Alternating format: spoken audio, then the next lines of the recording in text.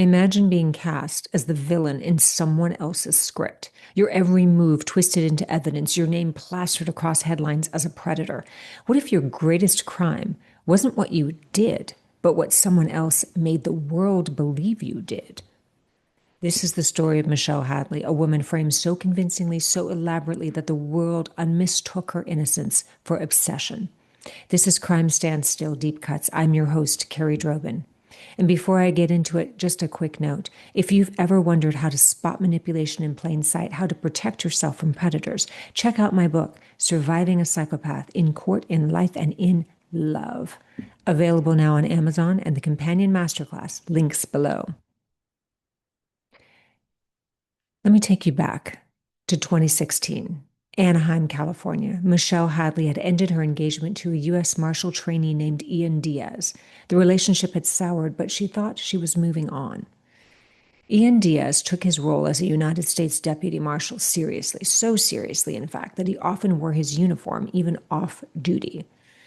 His identity revolved around his badge. Most of his friends were drawn from the same world of law enforcement.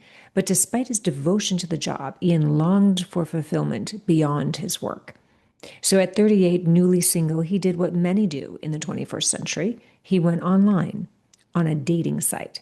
He met Angela Connell, a 31-year-old with a warm smile, dark hair, deep brown eyes. Their first date was Saturday, January 2nd, 2016, the start of a new year. It felt like the start of something promising. Angela came across as sweet, attentive, disarmingly charming.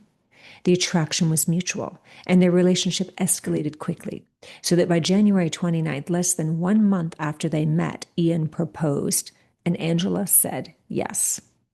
2 weeks later, the couple flew to Boise, Idaho to visit Angela's parents, and there she made another announcement. She was pregnant. With a wedding on the horizon and a baby on the way, the couple decided to fast-track their future together. Back in California, Angela moved into Ian's condo. On Friday, February 19th, Ian came home from work to find that she had settled in on her own. That afternoon, they talked about the pregnancy and Angela's lack of health insurance, and the solution seemed simple. Marry quickly so she could access Ian's government benefits. 3 days later, they married in a quiet courthouse ceremony, and on the surface, their future looked secure. But in April, tragedy struck, and Angela suffered a miscarriage. Determined to start a family, they tried again immediately.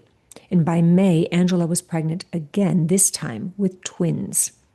So what should have been a joyful chapter soon soured. In late May, Angela began receiving disturbing emails. They came from multiple accounts, all under the same ominous name, Lilith. Now, in Jewish mythology, Lilith is a dangerous temptress, a child stealer of the night. The name alone was enough to cast a shadow over the couple's fragile happiness. One of the emails to Angela read, "There are legends that Adam had a wife before Eve who was named Lilith, but this is not found in the Bible. The legends varied significantly, but they all essentially agreed that Lilith left Adam because she did not want to submit to him. According to the legends, Lilith was an evil, wicked woman who committed adultery with the devil and produced the race of evil creatures. I hope you are scared of death tomorrow. Be prepared. Don't sleep. Be watchful of the daughters of God. We will steal your child and we will watch as it dies. He is using you for everything. Don't you see this? He is obsessed with me. I am his treasure princess. You are nothing. Watch your back tomorrow." End quote. Whew. Oh, my God. Another email sent from Lilith read, "You will lose your baby, and it will be done by the will of God. God's vengeance will rise up." Angela also received a message via her LinkedIn profile, an employment-oriented website used for professional networking. And the messages were from someone named Jason Ray, who wrote in all capital letters, right? We all know that that means they're screaming at you. It said, "Michelle was his first love. You are nothing to him." End quote. Well, when Ian read the messages, he immediately recognized the language and knew exactly which Michelle the email was referring to. He hadn't told Angela this when they first met, but he was already entangled in a bitter legal dispute with his ex-fiancée, Michelle Hadley. Ian and Michelle had met in October 2013, and they became engaged the following year. In May of 2015, they bought a two-bedroom condo in a new development on South Anaheim Boulevard, less than a mile from Anaheim City Center and close to Disneyland, where Michelle once worked. So the condo cost $468,000.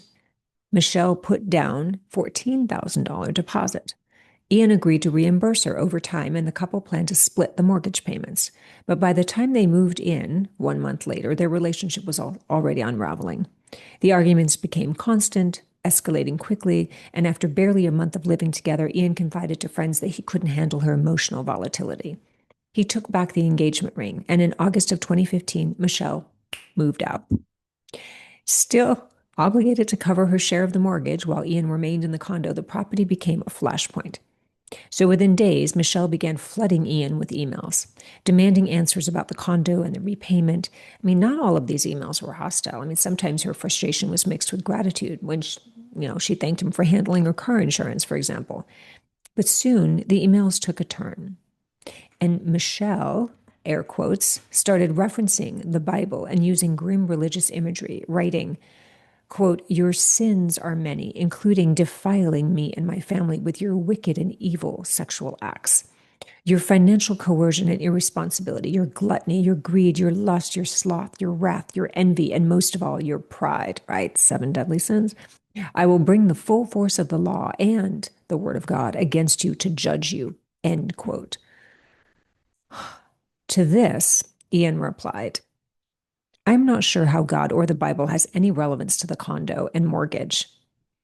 In another email, Michelle, air quotes, stated, quote, "Please explain to your real estate attorney that God's law is above all laws. Prepare yourself and prepare your armies," end quote. In the weeks that followed, Michelle's emails grew increasingly hostile.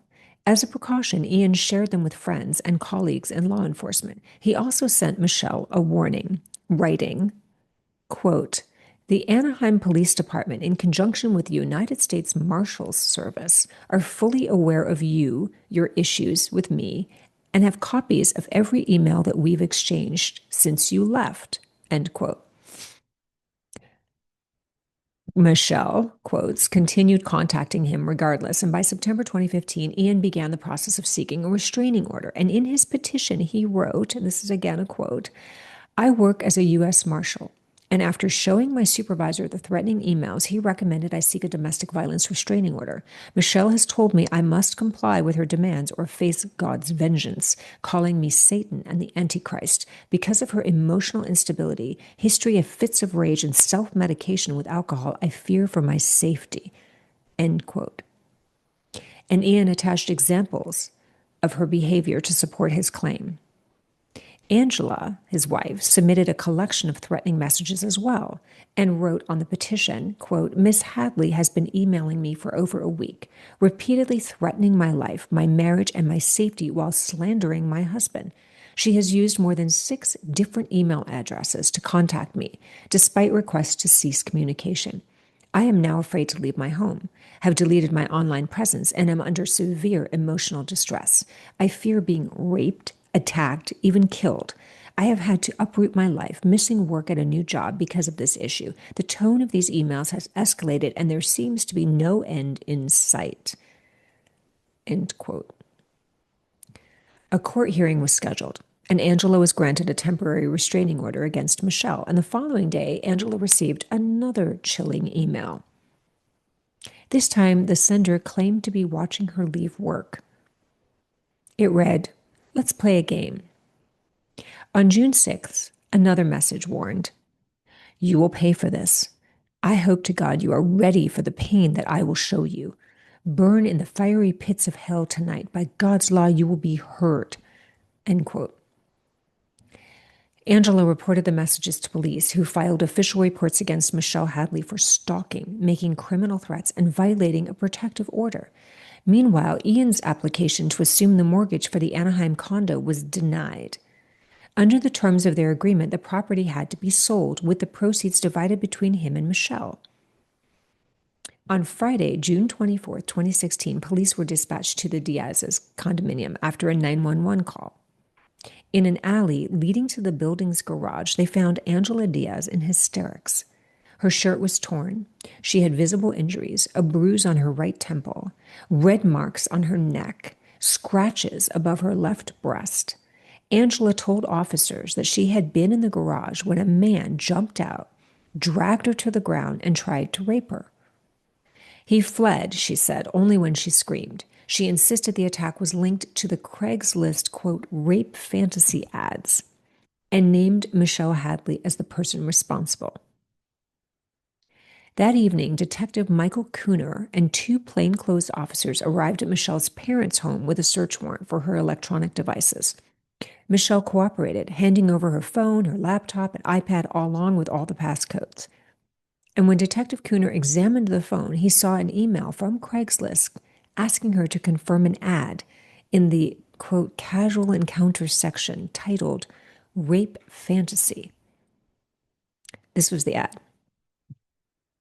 Submissive wife in Anaheim seeking men to fulfill brutal fantasies. No safe word. Bring aggression. Address provided upon response. She wants to be taken by force, tied down, and shown no mercy. The ad featured the heading, Rape Fantasy, and was accompanied by an image of a partially clothed woman being violently restrained by a man. The ad went on to say, I've done this before with a couple of ex-girlfriends and found it very intense and exciting. We would agree on the limits before meeting, and we could meet at a safe location like a hotel. End quote. The advertiser assured potential partners that she was, quote, a sane, clean-cut professional. The detective in one interview said, we had men showing up at the door expecting Angela to be bound and gagged, ready for assault. They believed it was consensual role play. In reality, it was an ambush, and on paper, it looked like Michelle was orchestrating it all. It's crazy. Michelle Hadley, of course, was taken into custody. She was charged with violating the restraining order, and her bail was set at $100,000. Her parents, who ran a small manufacturing business, scraped together the money to secure her release the next morning. But less than an hour later, Angela Diaz reported receiving more emails. On Craigslist, the rape fantasy ads had returned. Hoping to confirm who was behind them, Detective Cooner began responding to the posts himself. He contacted users seeking partners for such acts, and he warned them to ignore any reply that directed them to the Diaz's condo. Ian Diaz, attempting to help, also began replying to the ads, though Detective Cooner considered his involvement unhelpful and potentially harmful to the investigation. On Monday, July 11, 2016, 2 weeks after Michelle's release from custody, another ad went up, again directing responders to the condo. 2 days later, Angela reported a man loitering outside her home, and police arrived to find a 17-year-old in the courtyard who admitted he was there because of a Craigslist post advertising a no-strings-attached hookup. The next day, 4 officers arrived at Michelle Hadley's parents' business. Detective Cooner told her he had electronic evidence linking her verified email account to the harassing messages. He then arrested her for attempted rape.